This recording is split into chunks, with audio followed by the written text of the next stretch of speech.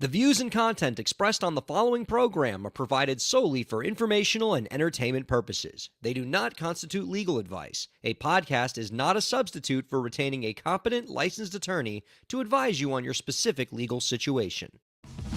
Break the business, play is work and work is play. Power into creators, have fun along the way. Break the business, doing what it takes.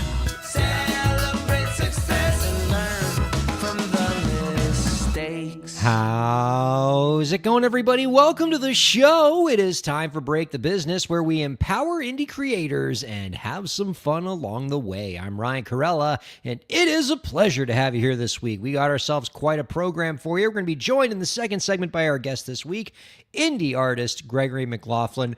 Great story. He's going to have some great advice to share, and we are excited to celebrate with him his new debut self-titled album. Get to talk to him all about it and have him share his insights with you. It's going to be a blast. Lots of great stories alongside our interview this week. It's going to be a fantastic hour of programming. Let's go ahead and bring in our co-host to get things started here. Always a pleasure when she joins us. Katie Zaccardi is here. Hi, Katie. And she's muted. That's how we always start with Katie. I swear, this time it wasn't my fault. No, it's producer Lauren. She's too busy eating those amazing cookies she baked and is not sharing with us to unmute your microphone. Yeah, she's just rubbing it in. But I do feel that I should start this show by saying that I'm very sorry for your loss. And I hope you know what that means. Are you talking about the football contest that didn't go my way? Oh. No, I'm talking about the football contest ruining my life. No, I'm just kidding.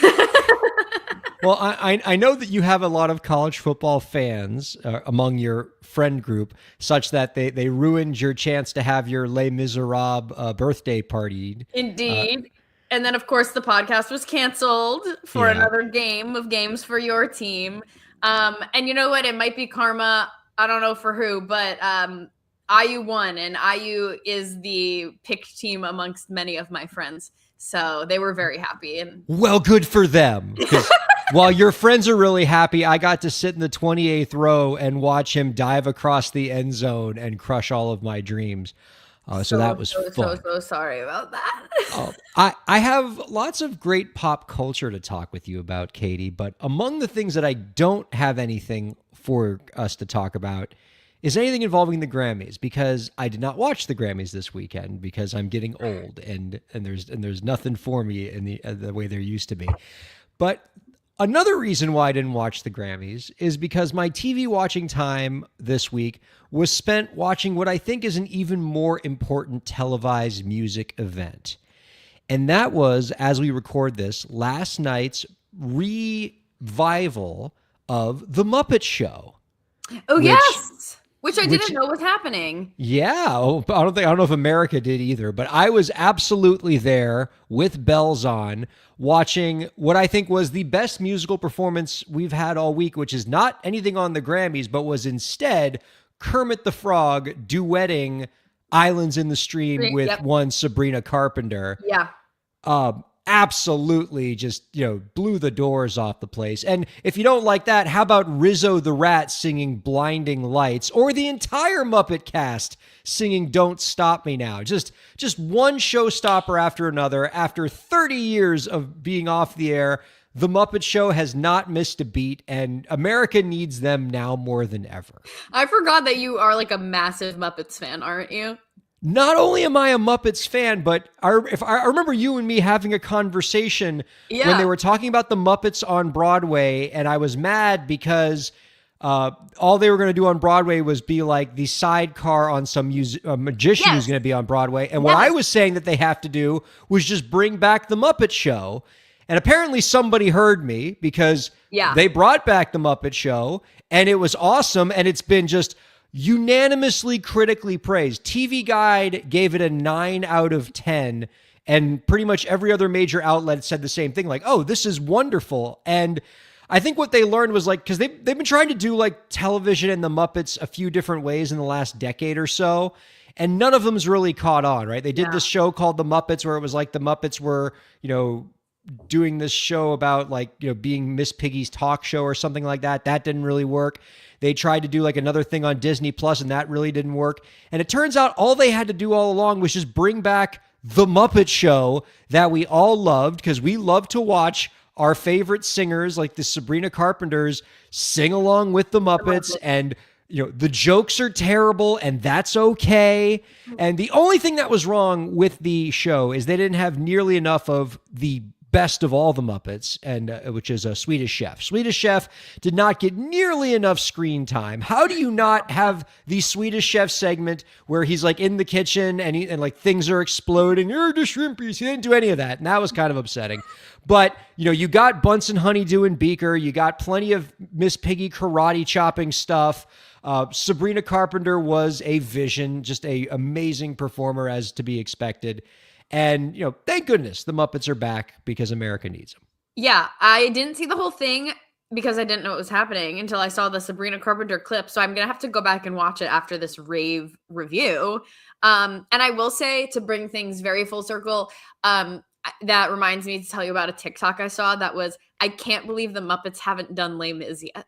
Oh, I've seen that, and I've wanted to send that to you. Or maybe you did send it to me, or maybe I was the one who sent it to you. That could be. I've been sending it to everybody whenever I see that. I've seen TikTok videos of Muppets Les Mis and Muppets Hamilton.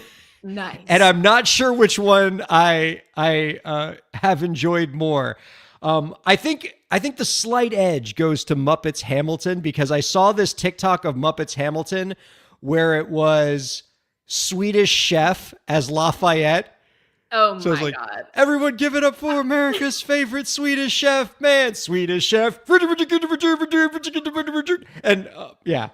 I mean, this is why brilliant. we have TikTok. That's brilliant. Brilliant. Peak art form, yes. Oh my God. And speaking of TikTok, before we get into our stories, which are very, very important, I wanted to share this piece of TikTok with you. You had told me that this hasn't come across your For You page, and I'm frankly shocked by this. You haven't seen anything on TikTok about the ship, the Carpathia?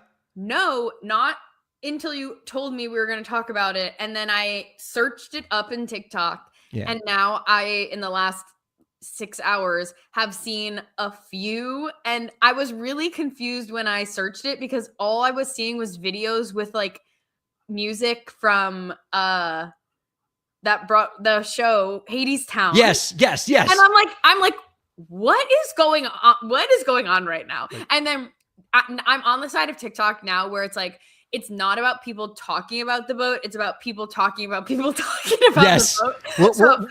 We're already in like the meta stage of this. Understand this boat. This boat was so crazy. And I'm like, literally, what is going on? To catch everybody up, and I'm learning about this too for the first time, despite like knowing everything there is to know about the Titanic, which we all know about, and we've all seen the movie and everything. We all know the history there. But apparently, to truly tell the story of Titanic, you also have to tell the story of this other ship called the Carpathia. Okay. Which was a little history lesson here, as I found out, last week through TikTok. When the Titanic was, we don't really know. No, I'm just kidding. When the Titanic was starting to sink, they were sending out distress calls, and one of the ships that was nearby was this ship called the Carpathia, which was like another luxury liner like the Titanic. But when I say nearby, that's a relative term, because it was about 50 something miles away when it got the distress call. And apparently when they got this distress call, they could have just went, okay, look, we're not a rescue ship. We're a luxury liner. It's too far away. We're not going to make it. The ship's going to be on their own. And instead they went, F it. We're going to go save that ship. Yeah. And they apparently a ship like that was only meant to go 14 knots. They floored it to 19 knots. I did see that. Throwing stuff overboard, yeah.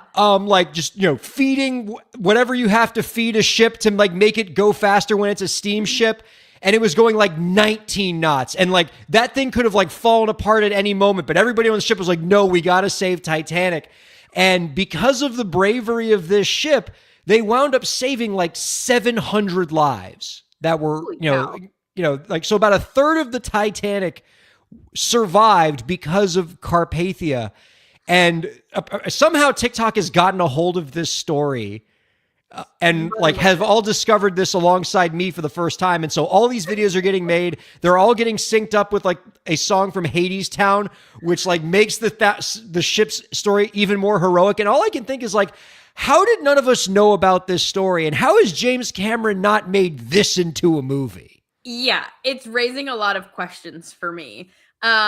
Just like, how has it been over 100 years and we've never really heard of this before? Yeah. And I know a lot, like I know a decent amount about the Titanic. I like, everyone has hyper fixated on the Titanic at some point or another in their lives. But it's so funny because I was just gleaming information from these random videos. And so obviously I know everything that you just said somehow. It's like seeped in my brain.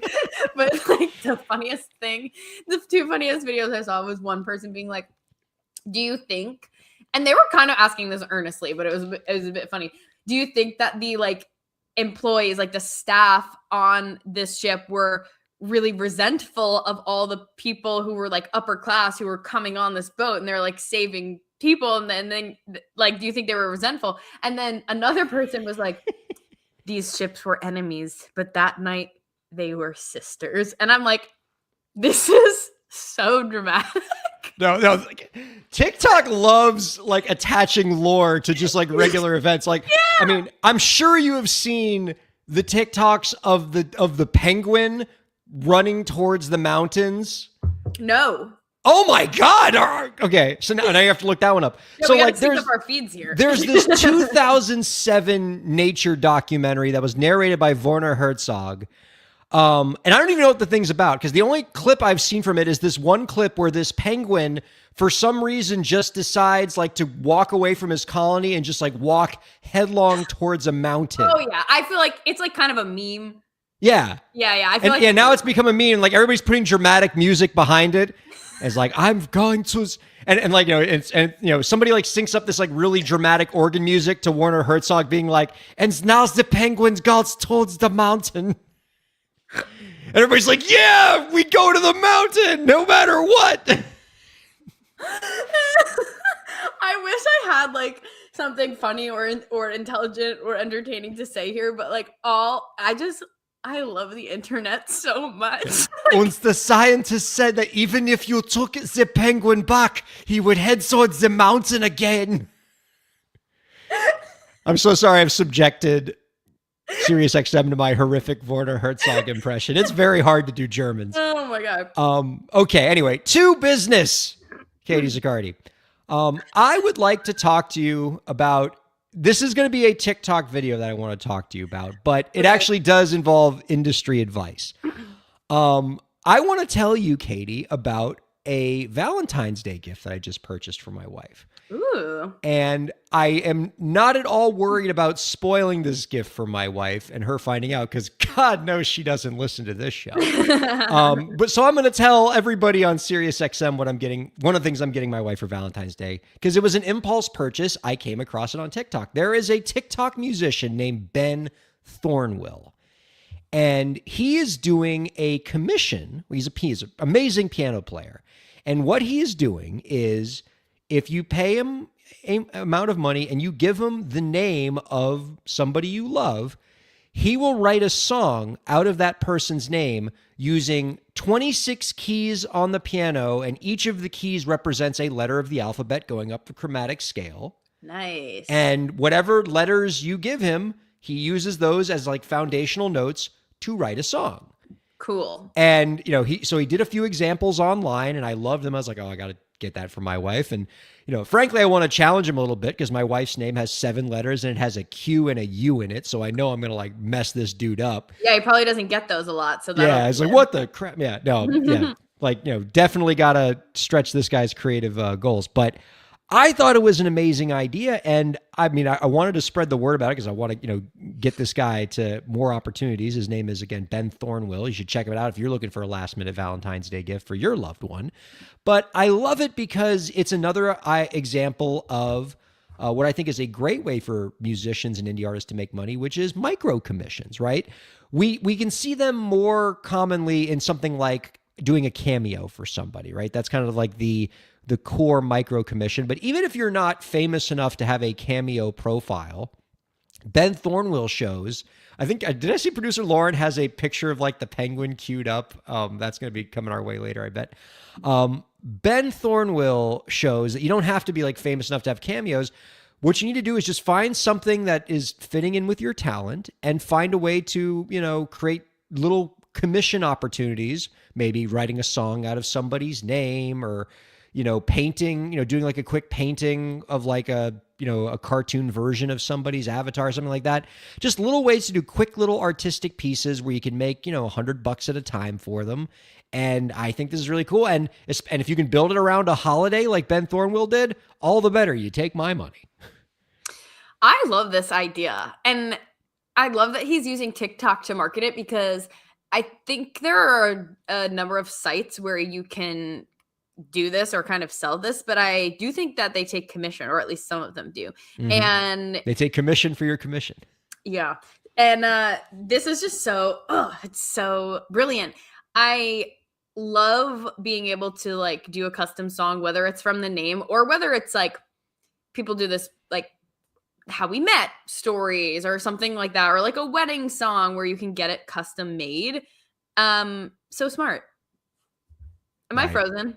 No, you okay. are. You're loud and clear. I got worried my internet went out for a second, but we're good. But yeah, so smart. And what I also like about it is it's a really good way to practice your songwriting skills and like flex different muscles without it having to be your own work. Because sometimes a songwriter is like, you want to be able to strengthen your skills, but then it feels like every song you write, you have to do something with, or otherwise it has to go on like the trash shelf, and that feels bad. This is kind of nice because it can go out into the world and you can experiment a little bit, but you don't have to actually like release or take ownership in the sense of it being your artist self song. And so, yeah. Yeah. And we've talked in the past about creative constraint and how constraining yourself with a creative project can actually help spawn creativity, right? Mm-hmm. If you told this musician, Ben Thornwell, you just have to like make a song out of a blank sheet of paper, that would probably be very challenging. Whereas if you tell him, okay, it's got to be with these notes out of this person's name, you give him some notes to start with, and it's easier to build a song out of that than out of nothing. Like, ironically, you are actually more able to be creative when somebody places constraints on you than if you're starting from a blank slate. And, I'm sure he's going to get some great songwriting ideas out of this, in addition to putting a little cash in his pocket. Yeah. Love that. And it goes to show that you can make money as a musician, like without having to teach if you don't want to teach, or, do things like even just having your other side hustles, which maybe you have anyway, but you can make side hustles that are still within the realm of music, which you don't often think about. It kind of feels like, I either have to like have a full-time job and or bartend and do my music, as opposed to thinking, I can do like these sort of side ventures to support my solo project that still actually involve music. And I do love how frictionless TikTok makes it. To do this sort of thing, right? Like, I was like, one of the reasons why I purchased this is that it was a frictionless experience. I saw it on TikTok. There was a little icon at the bottom of his thing. I clicked it, filled out a very simple questionnaire, didn't even have to leave the app, and paid on Apple Pay. Wait. So was it like through TikTok Shop? No, it wasn't even through the shop. It just took me to like the browser. Okay, so you like went to his profile, clicked on the link of his profile, filled out the form, paid with Apple Pay, went right back to the exactly. app. Didn't nice. and then right back to Carpathia videos and penguins walking towards mountains. Got a kick-ass Valentine's Day present for my wife, and like didn't even have to like impair my doom scrolling one bit. Yeah, perfect. What yes. more can you ask for, honestly? Always nice to see wins for artists when you can find them. Yeah. So before we bring in our guests, I want to talk about one other story involving networking. In his blog, Hey Mike, tech writer Mike Epstein wrote an article called Networking 101, which breaks down a few core networking ideas that actually work. First Mike says, don't just network up, network horizontally. And what he talks about in the article is that the peers that you're talking to today are the next generation's label heads, managers, collaborators. And so invest in those people now, not just the people who can help you right now. And there's a lot more in this article, but I want to harp on that because I think a lot of people, Katie, make the mistake of thinking that networking has to be, I got to find the person who's at the top and network with them because they're going to pull me up with them. And not only does at least my own experience suggest, as well as the business literature suggest, that a far more effective mentoring strategy is to mentor, or more effective networking and mentoring strategy is to stick with people close to you, maybe a step or two ahead of you, but not ones that are all the way at the top. Because first of all, folks that are all the way at the top, they're probably not going to have time for you. Yeah. And, they got their own stuff going on. And secondly, though it seems counterintuitive, the people who are at the very, very top often don't have what you need to help you because they don't know how to get to the next step because they haven't been to that step in a long, long time. And when they were doing that next step, it was completely different for them how to do it. They don't know how to make it today because they didn't have to. The people who know how to make it today are the ones that are in your generation who are just a little bit ahead of you. And those are the people that you should be focusing on with your networking. In the business literature, we call this near peer networking or near peer mentoring. And the data suggests that this is a much more effective tactic in finding networking success. If you are just on audio, then you're not seeing me like aggressively nodding my head in agreement with Ryan.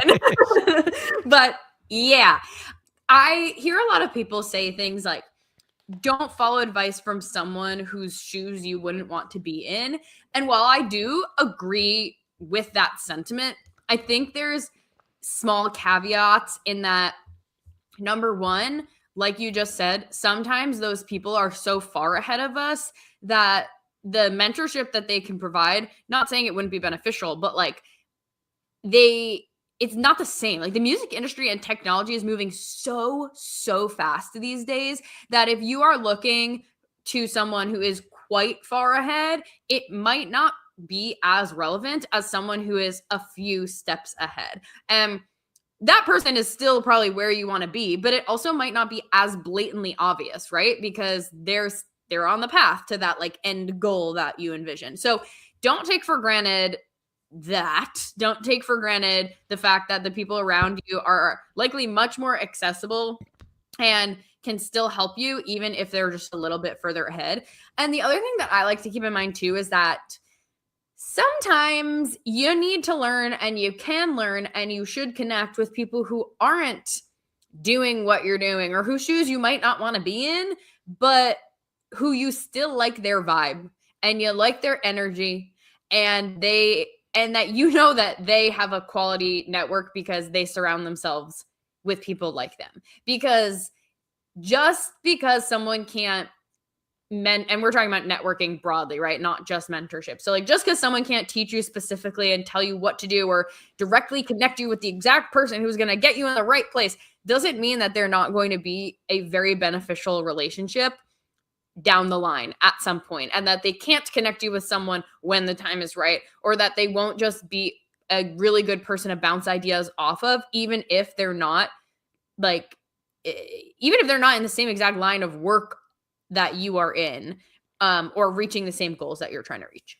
Because you don't know where they're going to be a year down the road, 5 years down the road, especially in our business where everybody's job titles change like the weather. And you don't know who's going to be where or who's going to be on top. And so you want to keep a broad network and think long term. Let's see, we got a commenter here writes, very important to think about the changes in technology and to update yourself with cultural changes.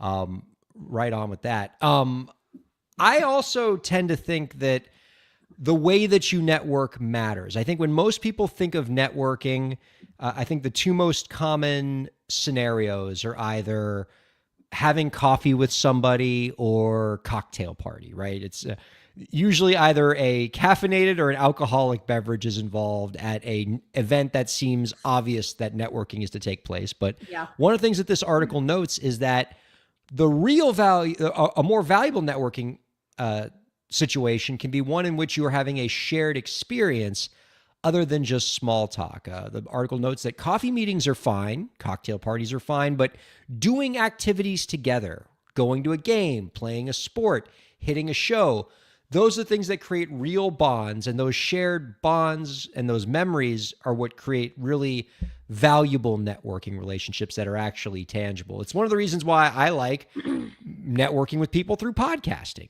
because, that's more purposeful than just having coffee with somebody.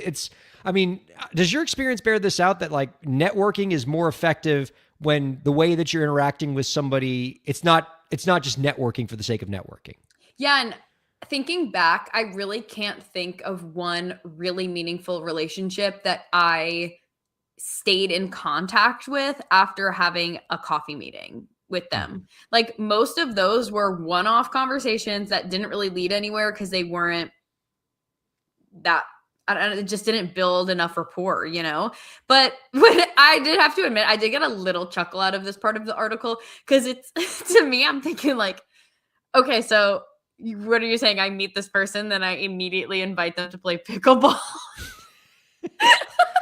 Like, no rapport building at all. It's like, you cannot get coffee with them. You have to immediately go play a team sport. Like, that to me, which obviously I'm extrapolating, but I was giggling at that a little bit.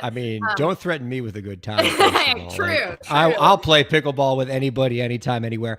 But, I think one of the lessons in it is that these people that plan these industry networking events, how about you put a little more effort into them than just Mixer, coffee social, like, maybe have it built around some kind of event where it's not just about the networking, like have it be at a show, or have there be, some kind of entertainment going on, or, somebody's Les Miserables karaoke party.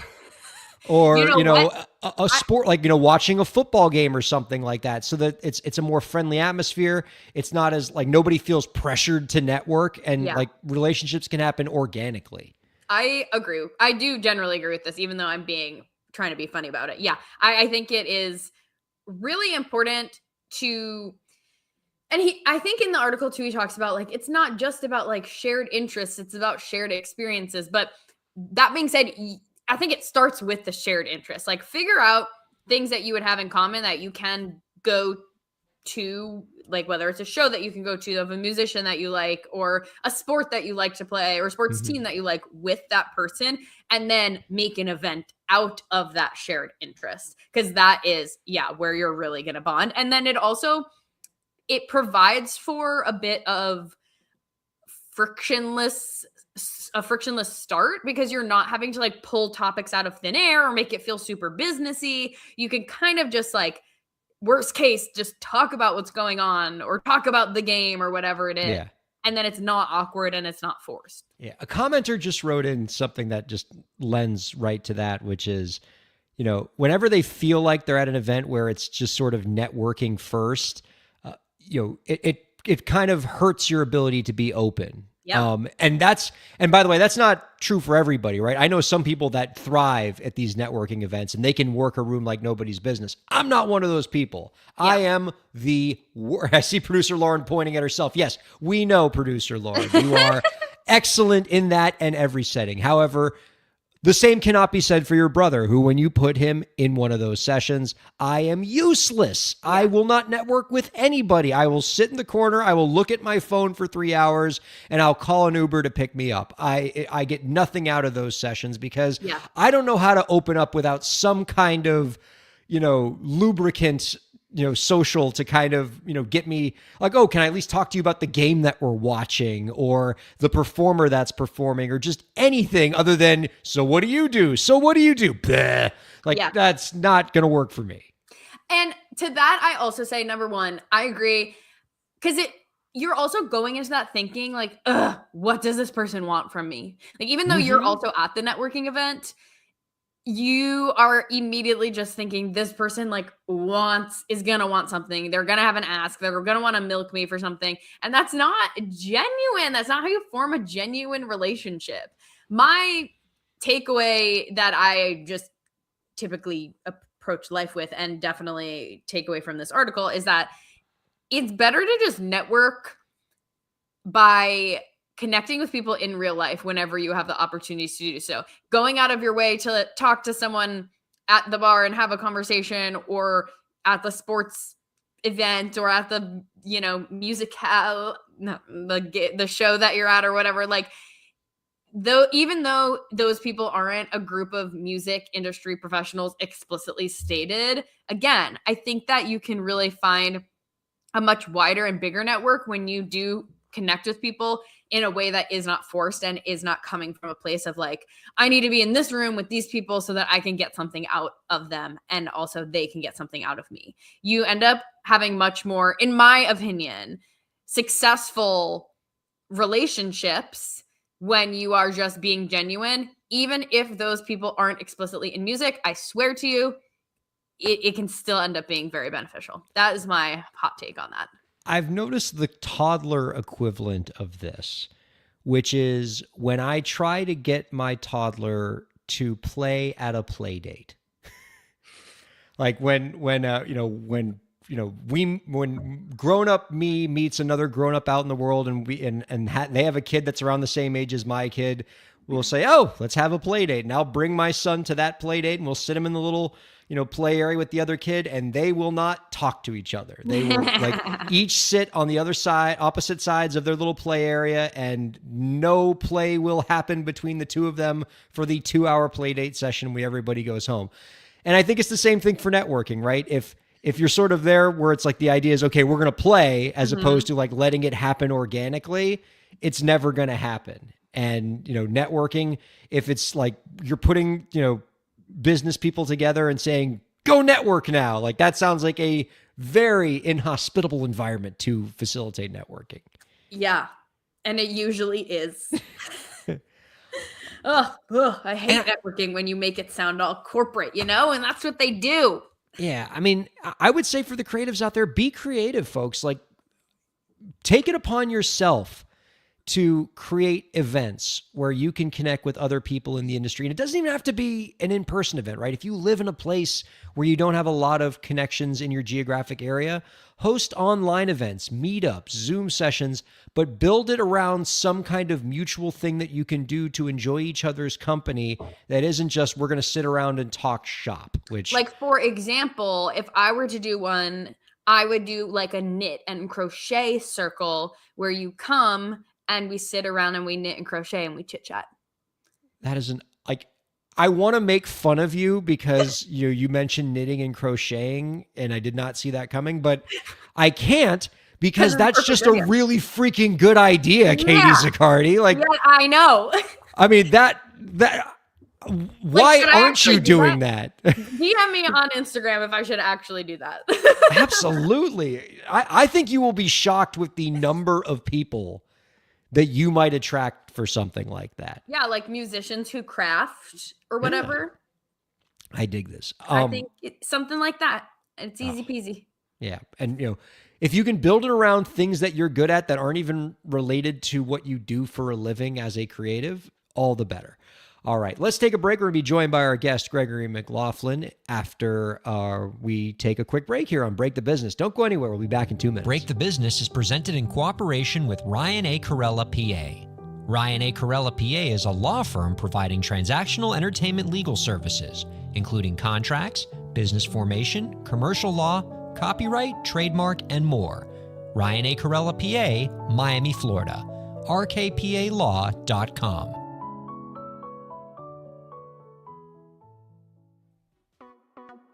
Streaming services for Break the Business provided by LEK Entertainment. LEK Entertainment is a full-service entertainment company offering everything from consultations to full-scale events and productions, including audio and video productions, voiceovers, staged theatrical productions, script and music development, and streaming services. For more information, visit lekentertainment.com. LEK Entertainment wants to help you bring your story to life.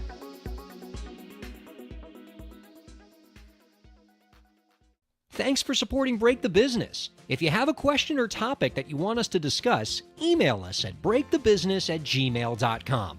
You can follow the host, that's me, on Twitter at Ryan Kair, and you can follow the show at the BTB Podcast. Be sure to subscribe to the show on Twitch, YouTube, and Facebook, and on all major podcast platforms. And now, let's get back to the show. Producer Lauren, I have a homework assignment for you. Before we are done with tonight's program, I would like to see the video of the penguin going towards the mountain with the Werner Herzog narration. And it needs to be, I'm going to be very particular about this, it has to be one of the videos on TikTok that has that organ song behind it. You'll know it when you hear it because it's like this church organ sounding thing with Werner Herzog's narration. I want Katie to see it. I want Katie to be inspired by the penguin that for some reason is going towards the mountain, even when all the other penguins are not going towards the mountain. I want her to get motivated and amped by this. I want all of us to be motivated and amped by this. And I want us all to enjoy Werner Herzog's amazing voice rather than me doing a terrible impression of Werner Herzog's amazing voice.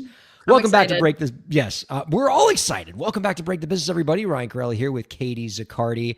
I cannot wait for this video when producer Lauren finds it. But in the meantime, let's go ahead and bring out our guest this week. He is a New Jersey-based singer-songwriter whose self-titled debut album was praised by Soundville Blog as a work that, quote, flows like air, filling your lungs with life. The album is available now, and you can find out more about our guest's work by visiting GregoryMcLaughlin.com. We are happy to welcome Gregory McLaughlin on to Break the Business. Hello. Hey, thanks for having me. Overjoyed to have you, and I'm really excited to have this conversation. I mean, obviously we love chatting with indie artists around here, but I particularly have a soft spot for the ones that got their start as a street musician. There's really nothing like that beginning to your career, but you sort of have a unique approach to being a street musician in that most street musicians, they just sort of stand on the street and wait for people to pass them by. But I read when you were starting out as a street musician, you would actually approach people and ask if you could play for them. And boy, do I wish I would have that confidence for anything that I do in life. I mean, I do this in concert parking lots more frequently than I do it on the street, funny enough. But I do it in places like Washington Square Park in New York City when I get the gumption that I, really need a boost today and I feel confident enough to do it. So I do approach people because I do think that just standing on a corner or standing in a park and singing into air, you're wasting a lot of breath because most people aren't paying any attention. They're just passing by. And if you're actually doing something creative that you want to have impact, you need to connect with people one-on-one. So I do actually approach folks and they might look at me like I'm crazy at first. And they still do probably half the time, except the rewards when they're cool enough to take a chance are massive, I think. Well, Gregory, you're after our own hearts with the Washington Square Park reference. Katie and I, you're talking to a couple NYU grads here. We obviously know that park very, very well. Yep. And have surely enjoyed many a fine musician from it because a lot of great musicians play in Washington Square Park. Where does that courage come from for you? Where does that confidence come from where you can just go up to strangers like that and say, here's my art? Honestly, whenever I do it, I have to give myself a pep talk beforehand, like a boost. I have to kind of, settle down for a second, take a couple deep breaths and say, okay, you're ready to do this. And it's scary. Well, you should try watching the motivating penguin video. That'll...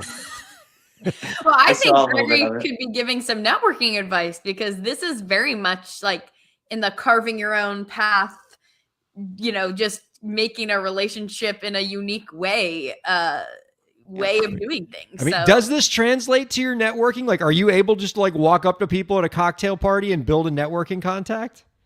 I don't know. I do go to live concerts and I'm pretty good at just talking to strangers. That's something that I think I'm good at. I did go to the Relics Music Conference a few times that took place in Brooklyn and Nashville. and I'm pretty good at, talking to people. People have told me my whole life I have a kind of a gift of gab, I guess you could say. I love that. Something I'm I do jealous. is I carry around magnets. Boy, I should have had one right here. I'd have to go off camera to get one. But I have magnetic business cards, and people love magnets. So I hand out a magnet if you listen to a song. And the other thing I do just to make it interesting is I carry around a list of my original song titles, and I say, here's a list of songs here, whatever intrigues you. And that's also something that people are like, ooh, okay, and they see a song like Cat by the Sea, and they're like, Cat by the Sea, what's that about? I've got to hear that. I'd say that's one of the most requested ones in those situations. I might I have to love steal this. that. And That's such a good idea. and also, like, you should know, Gregory, I am a sucker for innovative business card formats. One of the coolest business cards I've ever seen. An artist gave me a business card that doubled as a CD. You could put this thing like on a CD and it would spin and play their song. But it was also their business card. And I thought that was really cool. It was a lot cooler some years ago, back when we all had CD players. It's less useful now, but it looks cool.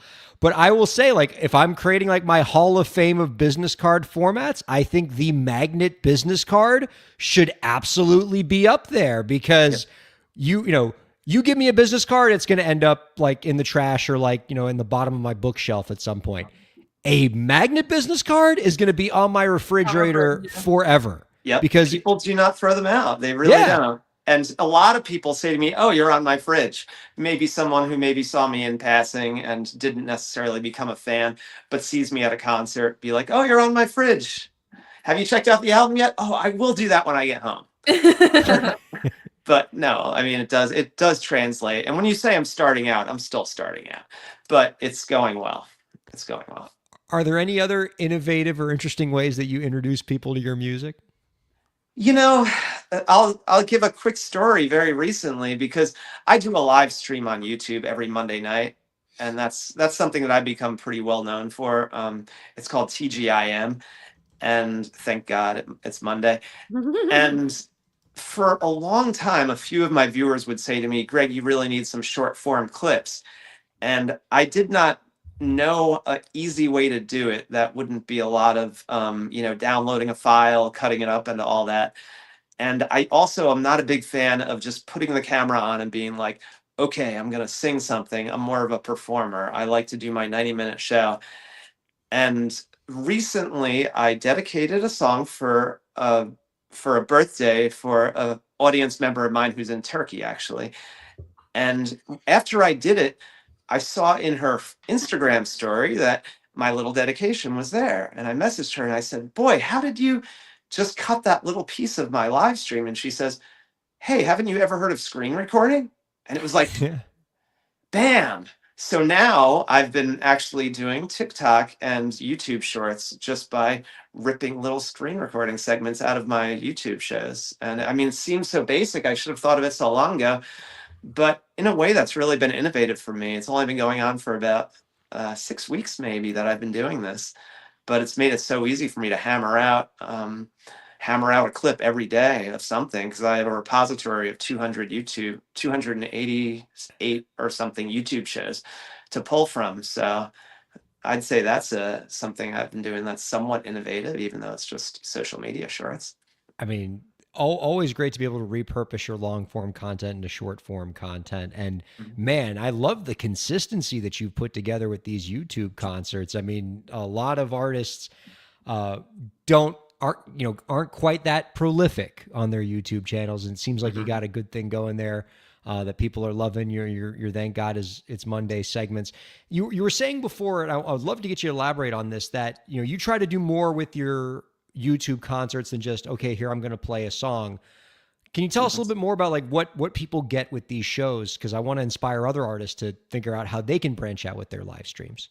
Yeah, sure. And I just want to emphasize what you said about consistency. I'm a big believer in consistency. You have to, whatever you're going to do, you have to just do it consistently and not give up. And there's going to be live streams where I only have 3 people watching, but there'll be ones where I have 50 people watching, and there's going to be peaks and valleys. It started during COVID, And during COVID, there was a huge audience because everyone was stuck home. And I really built a really nice following there. That's how the whole TGIM thing started. One of my people who was watching it started saying TGIM as a friendly greeting to the others because they knew that it was a Monday and it was fun to have Greg's concert. So how do I keep it interesting? Well, I certainly was paranoid about losing that audience, so it drove me to write more music. There's no doubt about that. It really kind of kicked me in the butt that I need to create more. And then I also started trying to find unique covers that I could mix into the set to make it fun and not just focus on one genre, really bring in the sphere of all my influences. So, I do covers from one of my big covers is Hopelessly Devoted to You by Olivia Newton-John, and then I'll do a Fish song, and then I'll do Meatloaf 2 out of 3 Ain't Bad, or a Poison cover, or Hall & Oates, so I try to mix that stuff in and make a really nice set list every week that's very different because I come from that school of like Fish and the Grateful Dead quite a bit, where you put together a unique show and just keep people engaged and keep it fun and let them all feel like they're my friends, because they are. They are. I dig that. Another thing I like about your story, Gregory, is that you came into it later than most musicians do. I think most people think of indie artists as folks that were sort of born with a guitar in their hand and they played it ever since. You came to music later in your life, and I'd love for you to inspire others with that story, because, I want to impart to everybody that it's never too late to get into this world and to get your art out there. Can you tell us a little bit about that story? How'd you come into music a little bit later than everybody else? Well, I was always a music obsessed person from being a kid, getting Michael Jackson, Thriller, and Bruce Springsteen and everything else. And I was always obsessed with going to concerts. There's no doubt about that. But as far as playing the bass is concerned, I mean, I did get it when I was 16, but I didn't get serious till I was about 25. And for a long time, it was just about joining bands. But at some point during that period when I was playing in bands, just playing other people's music, I found a creative voice. And I've just, I took a songwriting class at one point, which really did something. It made something click to make it a lot easier. There's no doubt about that. But, once I found my voice, it just became an addiction and an obsession and a love. And I'm still at the beginning of this whole journey here. As far as business is concerned, I'm not making any money yet, but I'm loving what I'm doing, and I'm loving the energy that's behind what I'm doing currently, especially with the new record out. I would love to hear more about what you just mentioned about finding your voice, because I think a lot of, whether people are newer to music or not, and maybe they've been doing it their whole lives, it can still be a challenge to really define your own artist's voice. So do you have any other tips or things that you tried or that you've been doing or, actively do to really help connect with that? I don't know if I really have any specific tips. I think the thing that really propelled my songwriting to the next level was just going through difficult things in life and needing a way to get through them, and that being my therapy versus drugs and alcohol, which a lot of other people unfortunately fall into the traps of when the rubber hits the road.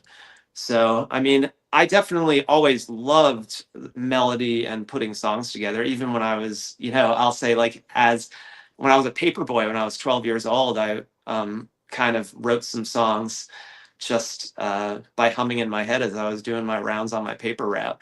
So, early on, I had a little inkling of it.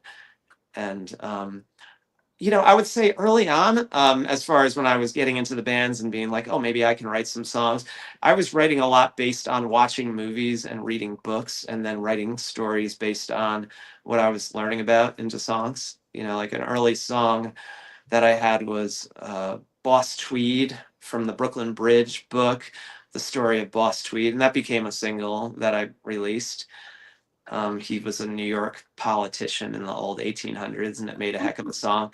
Oh, we know our history. All right. I don't know if you heard our whole session about the Carpathia and the Titanic. I did. Oh, We're yeah. a very I hope that's the historically next inclined podcast around here. You don't need to tell us who Boss Tweed is. Yeah, That's a name I have not heard you're my since team. You're my peeps. Nice. But I'd love to hear more about that because I love hearing about songwriters who find inspiration from less conventional sources. I had a guest on the program some months ago named Victor Jones who was talking about how he started to get into songwriting by reading just novels that he really enjoyed that weren't made into movies at that point. And he would think to himself, if this were a movie, how would I score it?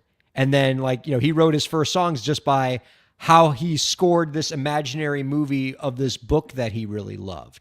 And it sounds like you found kind of similar inspiration from other unconventional sources. You were reading about Tammany Hall and Boss Tweed and said to yourself, there's a song in here about this, corrupt politician, and put it together. Yeah. No, I mean, Boss Tweed itself, I was reading the book and I kind of got something in my head about how he lost everything once he had a downfall. And a little melody popped into my head. Boss Tweed lost it all and more. And it just grew from there. So another one I have is called Ballad of a Well-Known Pen. And I wrote that about Ida Tarbell, if you're familiar with her. I learned about her in, she was a muckraker is what they called them. She was a reporter for McClure's magazine, and she did a big expose on Rockefeller and corruption in the oil industry with the railroads. And she was from a little town in Pennsylvania. And, I actually went to University of Scranton. So I have experience in a town that was once a thriving industry town that had a lot of sad, job loss. And she was from a place called Titusville, Pennsylvania, which was a thriving town. And then when the oil and the rails kind of corrupted themselves, the town went downhill. And I wrote a song about her. So yeah, that's a lot of my early songwriting. A lot of it was like that. In recent years, my songwriting became much more personal.